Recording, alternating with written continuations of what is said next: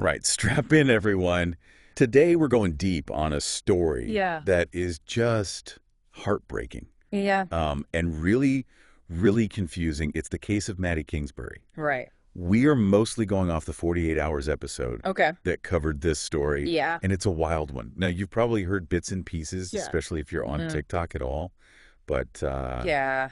there's so much more to it than that. You know, what got me about this is just how it shows that really dark stuff can be happening even in seemingly normal everyday life. Yeah. Like Maddie Kingsbury, 26 years old, working at the Mayo Clinic, Right. dedicated mom, 2 little kids, Yeah. gone. It's crazy. Like, vanished March 31st, 2023. Mm-hmm. The day starts off normal. Maddie and her partner, Yeah. Adam Frail, they get the kids ready, drop them off at daycare. Right. We've actually seen that daycare security footage. Oh, wow.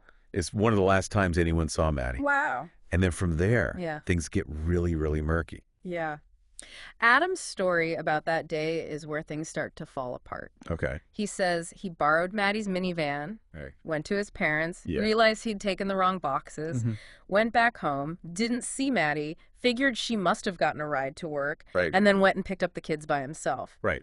But the security footage from around town tells a different story. That's where we get all those inconsistencies Yeah. that everybody's been talking about online. Right, right. There's this 45-minute gap where nobody knows where Adam is, Mm-hmm. and the timestamps from the videos don't line up with his story. Uh-huh. Even small things like that, Yeah. those are huge red flags in missing person cases. Oh, yeah, totally. Investigators focus on stuff like that because they can point to somebody Yeah. trying to mislead. Right. You know, it's not about catching somebody in a little lie. Mm-hmm. It's about the psychology of why somebody might change the timeline. Totally, totally. It's like putting together a puzzle where somebody keeps giving you the wrong pieces. Exactly. And then there's this whole history with Maddie and Adam. Yeah. They met in college, Okay. had 2 kids, but never got married, constantly breaking up, getting back together. Yeah. It was rough. The things Maddie's family and friends have said about Adam are really worrisome. Yeah. They describe him as controlling. Right. He wouldn't help with the kids. Hmm. And he was prone to verbal abuse. Right. People were even comparing him to Brian Laundrie from the Gabby Petito case. Shitting. And it turns out Maddie had told some friends about something terrifying. What was that? She said that Adam had choked her Oh, my... and said, if you're not careful, you'll end up just like Gabby Petito. Wow. Later on, she actually texted him about it, Yeah. confronting him. Oh, God. What did he say? And his response was, you'll adjust. Ah, geez, that's so disturbing. It's like he didn't even care. Like, he had the right to be that way. Maddie never reported this to the police. Probably because she was scared or she wanted to protect him, which is sadly pretty common in these situations. Right, yeah. But then there's this other guy, Spencer Sullivan. Okay. He's an Army veteran who reconnected with Maddie on Tinder, Right. and they started dating in secret. Okay. She told him she was unhappy with Adam, Mm-hmm. she wanted to leave, and she was looking for an apartment for her and the kids. Oh, wow. This new relationship adds a whole other layer to this, sure. volatile situation. According to her friends, she had just told Adam about Spencer, Oh, no. and the tension in the days before she vanished Yeah. was very high. Mm. This kind of thing can be a huge trigger for abusers, Absolutely. especially when they feel like they're losing control. Especially if they're controlling. Right. Now, you can't talk about this case without talking about this huge search that happened. Right. Local police, volunteers, the whole community. Mm-hmm. But social media Yeah. blew this thing up, Yeah. particularly TikTok. Uh-huh. Maddie's sister, Megan, it was amazing. She used that platform to get the word out Yeah. and keep people talking about it.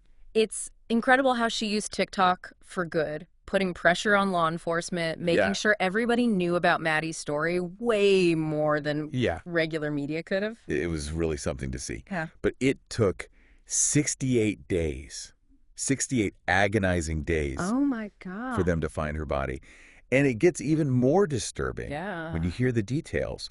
She was wrapped in a sheet Oh, wow. from her own house, found in this remote area that's connected to Adam's family. That location is so important. It suggests that whoever put her there Right, knew the area. right. They were trying to hide her. And that sheet, Yeah. coming from her house, it really links things back to Adam. Yeah.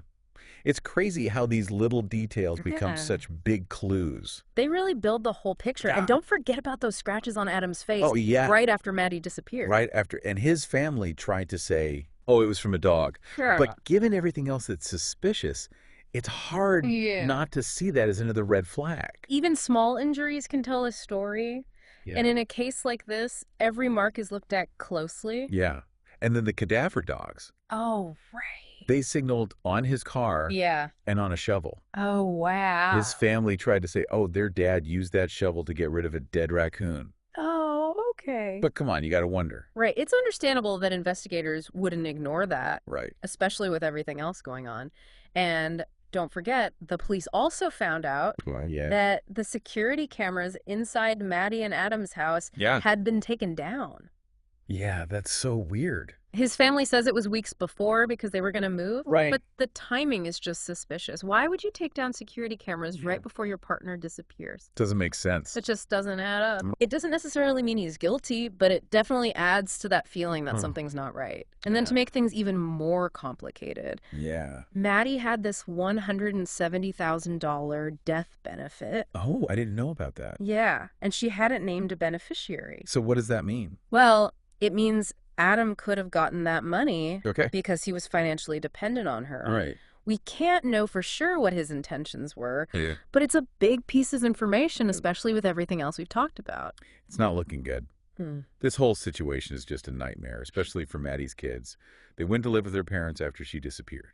It's just heartbreaking to think about what those kids are going through, losing their mom in such a terrible way, and then their dad's the main suspect. Yeah. It's a level of trauma that most of us can't even imagine. No, it's awful.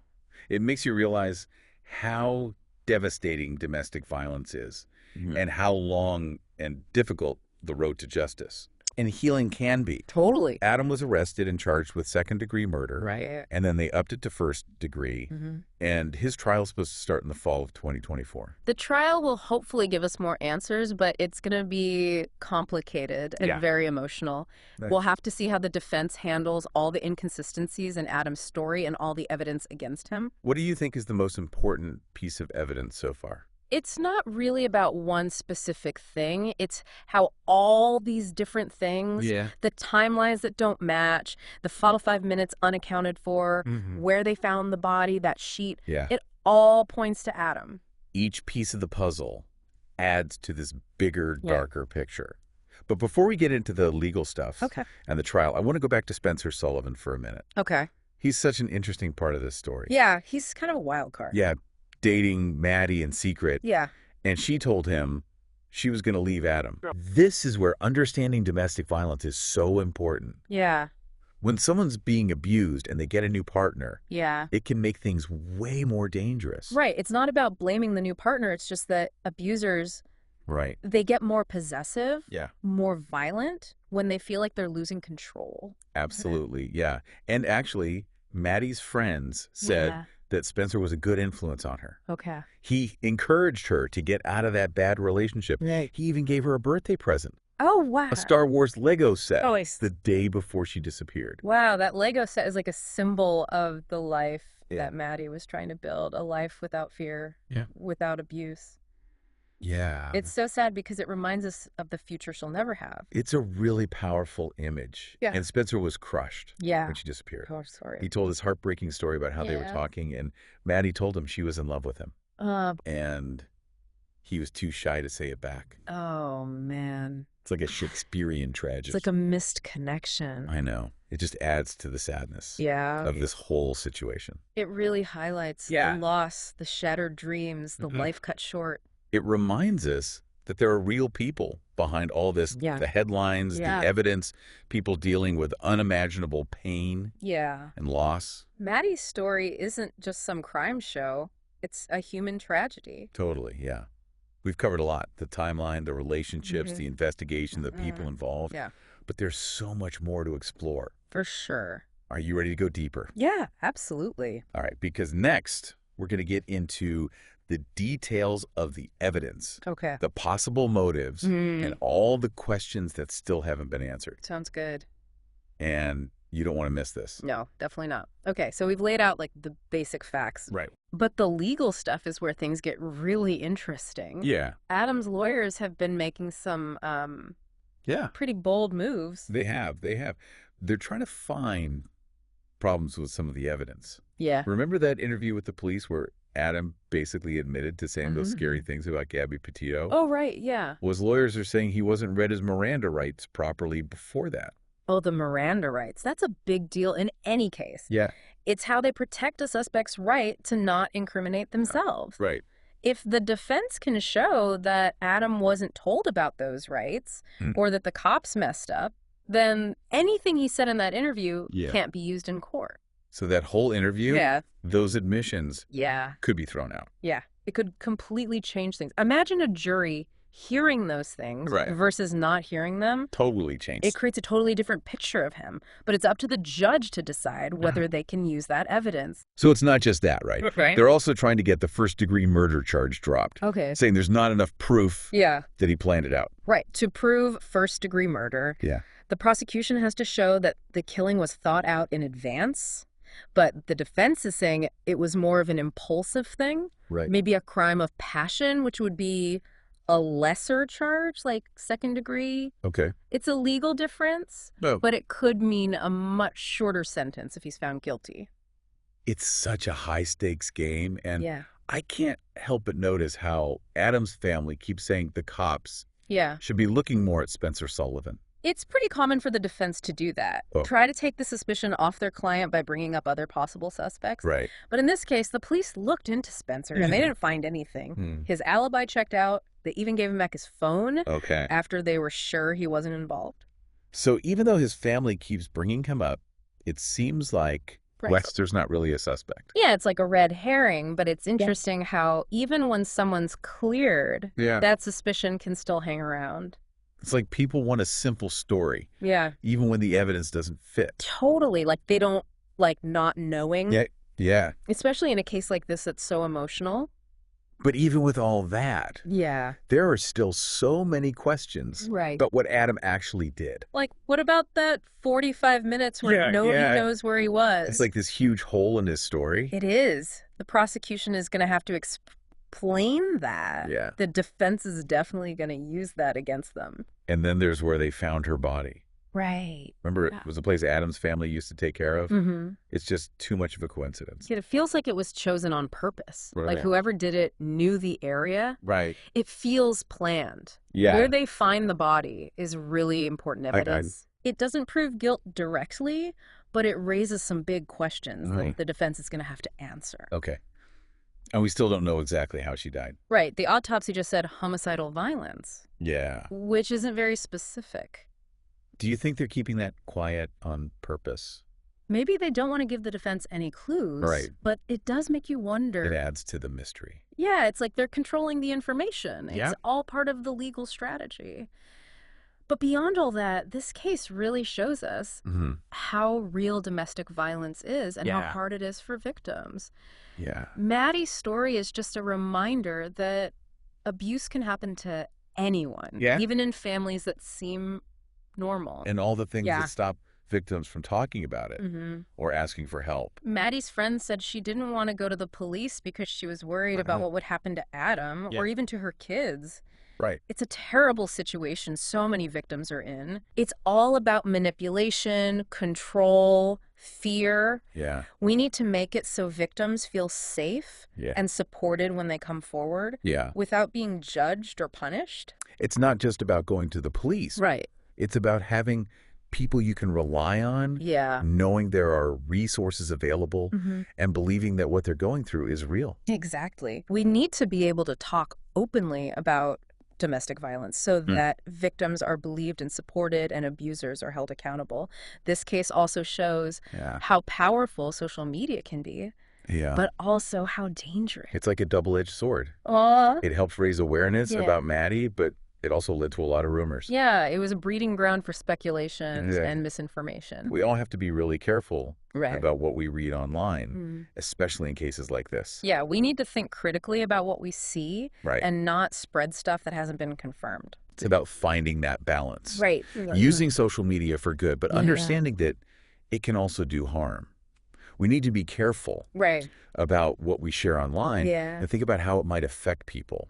We need to be responsible with information. Yeah. Especially in a case like this where a family is hurting Yeah. and looking for justice. It's a good reminder that these are real people. Yeah. And what we do online can have real-world consequences. Right, exactly. And speaking of real people, it's so sad to think about how Maddie's death Yeah. has affected everyone who loved her. Her parents, her sister, her friends. It's just heartbreaking to think about the Yeah. trauma those kids are going through, Yeah. losing their mom like that, Yeah. and then having their dad be the main suspect. Yeah. It's just awful. It's a burden no child should ever have to deal with, and it's Yeah. going to affect them for the rest of their lives. It just shows you how domestic violence Yeah. doesn't just hurt the victim. Yeah. It leaves this trail of pain Yeah. that affects everyone. It touches everyone connected to it. We can't forget about that. Right. And we have to support the people left behind. Absolutely. While we wait for the trial and try to find answers, we can't forget that this isn't just a case. Yeah. It's a real human tragedy. Right. We owe it to Maddie Yeah. and to all victims of domestic violence Right. to fight for justice, Yeah. to prevent this from happening again, and to support everyone affected by these terrible crimes. You know what keeps coming to mind for me? That thing Maddie told her friends Yeah. about how if anything happened to her or her kids, it would be Adam. That's so chilling. It is, right? It tells you everything about how scared she was. Yeah. She was trying to tell someone Right. that she was in danger. It's like she knew something bad was going to happen. Yeah. And she wanted to make sure someone knew the truth Yeah. if she couldn't tell them herself. It's heartbreaking because all the signs were there. Those warnings. It makes you think, what if someone had done something? Yeah. What if they had taken her seriously? It's a really hard question to think about. It is. But it shows us how important it is to trust our gut feelings, Right. to speak up when something feels wrong, Yeah. and to protect people who might be in danger. We can't ignore those feelings. Right. We have to reach out for help if we think someone's in trouble. Yeah. It's not about being paranoid. It's about being aware Yeah. and doing something before it's too late. And it's not just about intuition either, right? Right. It's about building communities where people can talk about their worries, Yeah. where they know will be taken seriously and supported. Mhm. Totally. We need to be open about these things Yeah. so people can feel safe asking for help and talking about what's happening. Sometimes just reaching out can make all the difference. Yeah, it can be the difference between life and death. It's about being proactive, not waiting for something bad to happen. Right. It's about seeing the warning signs, Right. understanding how abuse works, Yeah. and doing something to stop it. Exactly. And we can't forget about the police Right. and the courts. Yeah. They have to hold abusers accountable. Right. Maddie's case is still going on, Yeah. and hopefully the trial will give her loved ones some closure. The trial is going to be a big moment, Yeah. a chance to look at all the evidence Right. and find out what really happened. Yeah. It's important that the system is fair Mhm. and that justice is served. We can't change what happened, Right. but we can work to create a future Yeah. where victims are protected, Right. abusers are punished, Yeah. and tragedies like this don't happen as much. Maddie's story is so sad, It is. but it can help us make things better. Yeah. It makes us want to be more careful, more kind, and Yeah. more dedicated to creating a world without violence. It reminds us that behind every news story, every court case, every tragedy, are real people whose lives have been changed forever. Absolutely. We can't forget about that. No. We owe it to Maddie Yeah. and to all victims to remember their stories, Right. to honor their memory, Yeah. and to keep fighting Yeah. for a world that's safe Yeah. and just, It's about turning our sadness into action. yeah. Using these stories to try to stop it from happening again. We need to Yeah. learn about it, talk about it, and support each other. Okay, we've really dug deep into this case. We have. The evidence, the legal battles, Yeah. social media, and what it all means. Yeah. But there's one more thing I want to talk about before we wrap up. I'm really curious. What is it? I keep thinking about intuition. Okay. You know that gut feeling you get when Yeah. something's off? Maddie's mom and sister, Right. they both said they had a bad feeling even before anyone knew she was missing. Yeah. It's crazy how often people who are close to a victim Yeah. just sense something's wrong, even if they don't know exactly what it is. And remember Maddie's friend, Lauren? Yeah. She talked about that conversation. where Maddie straight up told her Yeah. that if something happened to her, Right. it would be Adam. It's like she knew. Yeah. And she was trying to leave a clue. It's chilling. It is. It's so sad because all the signs were there, those warnings. Yeah. It makes you wonder, what if someone had listened? Yeah. What if they had taken her seriously? It's hard to think about. It is. But it shows how important it is to trust our gut. Yeah. To speak up when something feels wrong. Right. And to help people who might be in danger. We can't just ignore those feelings. No. We have to do something. Yeah. If we think someone's in trouble. It's not about being paranoid or anything. It's about being aware. Yeah. And being proactive. And it's not just about our own feelings. Yeah, it's about creating communities where Yeah. people feel safe talking about these things, where they know people will listen and help. We need to be able to talk about this stuff openly so Totally. people can ask for help Yeah. and tell their stories. Sometimes just reaching out Right. can make all the difference. Absolutely. It's about stopping it before it happens. Yeah. Not waiting until it's too late. It's about seeing the red flags, understanding how abuse works, Right. and taking action. And the police and the courts have to do their part too. Of course. They have to hold these abusers accountable. Maddie's case is still going on. It is. And I hope the trial will bring some peace to her family. Yeah, the trial will be a big step, a Yeah. chance to look at all the evidence and decide what happened. Right. It's so important that the legal system is fair Right. and that justice is served. We can't go back and change things, Yeah, but we can try to make the future better. right. A future where victims are safe, Yeah. abusers are punished, Yeah. and these kinds of things don't happen as much. Maddie's story is a tragedy, but it can be a wake-up call. Right. It shows us how important it is to pay attention, to care for each other, and to work towards a world without violence. It reminds us that behind every news story, every court case, every tragedy, Yes. there are real people whose lives have been shattered. Right. We have to remember them, Yeah. honor their memory, and Mhm. keep fighting for a better world. It's about turning our grief into action. Learning from these stories so we can try to prevent this from happening again. We have to educate ourselves, talk about these issues, and support each other. Absolutely. It all starts with awareness. That's a great place to end it, I think. Thanks for joining us on this tough but really important journey. Yeah, this was a heavy one. Remember, knowledge is power, and being aware is the first step towards making things better. So true. That's it for today, everyone. Stay curious, stay kind, and keep those conversations going. Because together, we can make a real difference. I totally agree. Maddie's story shows us how dark things can get, but it can also light the way to a better future. A future where domestic violence isn't just something we talk about, but something we actively prevent. Until next time, everyone.